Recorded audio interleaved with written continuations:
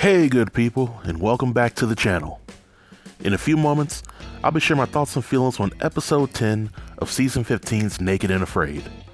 And over the course of this video, I plan to share my thoughts on the survivalist, the location for the challenge, how the two survivalists did as a team, and what rating I would give the episode. So without any further delay, let's jump right in. The two survivalists for the challenge are Amy and Trey. Right off the bat, Amy described herself as a gilf, or grandmother I'd like to, you know the rest. She's also into going on adventures, and she spent most of her life hunting off the land. Now normally I would say that this skill set that Amy brought to the challenge would be beneficial in some sort of way.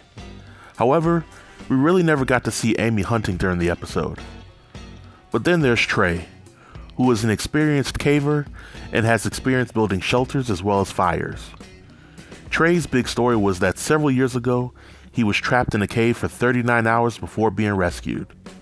So going into the challenge, we at least know that Trey has some level of patience. Now the location for this challenge is in Mexico. And this particular region in Mexico was pretty brutal for its triple-digit temperatures during the daytime and very cool nights. I think it's worth mentioning that the past survivalists that tried competing this challenge in this particular region ended up tapping out. So it's safe to say that this location may be considered the hardest that the season had yet to offer, and it kinda sucks that this location was not given to the most seasoned survivalists for the season.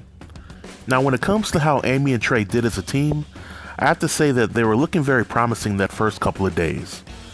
I mean, they found a clean source of water, they had a decent shelter, and they caught a snake all relatively quickly. But the cold winds during the nighttime would ultimately break them as individuals. Now, as these two were being broken by the outdoor elements, I repeatedly asked myself if they would ever consider cuddling to keep each other warm during the night, or if they would consider relocating their shelter much sooner than they did.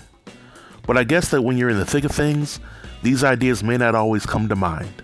But in my opinion, Amy and Trey tapped out of this challenge for a multitude of reasons, with the biggest reason being that they failed to support one another when things got rough.